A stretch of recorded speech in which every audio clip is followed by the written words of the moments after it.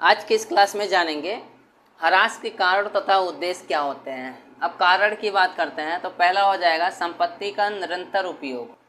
अब इसका मतलब क्या होता है कि जो भी अस्थायी संपत्तियां होती हैं उसका निरंतर उपयोग करने से, ठीक है, उसमें घिसावट आएगी, ठीक है, उसमें कमी आएगी, उसमें टूट फूट होगा, उसकी कार्य क्षमता में कमी आती है, लाभार्जन शक्ति में कमी आती है और उन संपत्तियों में क्या होता है, टूट फूट हो जाता है। जो संपत्तियां थी वो पुरानी हो जाएंगी, उसमें टूट फूट हो जाएगा, ठीक है।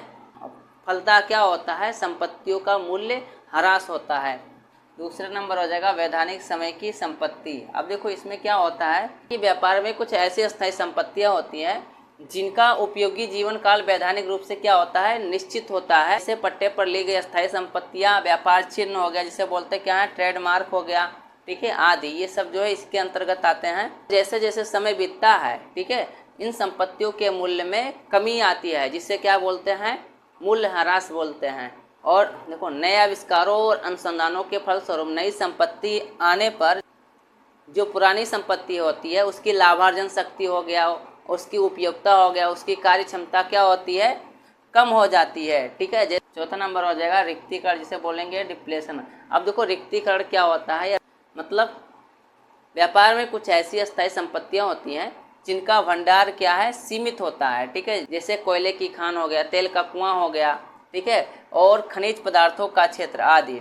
और इन प्राकृतिक संपत्तियों का व्यापारिक दृष्टि से दोहन करने पर जो इनका भंडार है वो क्या होता है, समाप्त हो जाता है, खत्म हो जाता है। और ऐसे संपत्तियों की जो कर्मिक कमी होती है उसे क्या कहते हैं, मूल्य ह्रास बोलते हैं।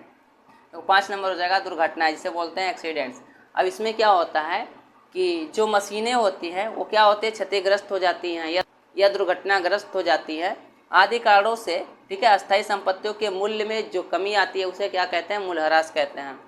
6 नंबर हो जाएगा प्राकृतिक कारण, जिसे बोलते हैं नेचर काजेज। अब देखो प्राकृतिक कारण में क्या होता है, प्राकृतिक कारण में बाढ़ हो गया, भूकंप हो गया या आग लगने से जो अस्थायी संपत्तियां क्षतिग्रस्त हो जाती हैं या नष्ट हो जाती है, तो उसके कारण जो उन संपत्तियों के मूल्य में कमी आती है वही मूल्य ह्रास कहलाता है।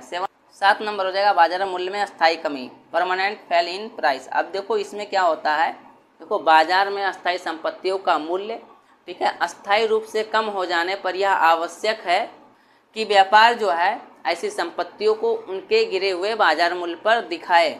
और अस्थायी संपत्तियों के बाजार मूल्य में जो अस्थायी कमी होती है वही क्या कहलाता है, मूल्य ह्रास कहलाता है।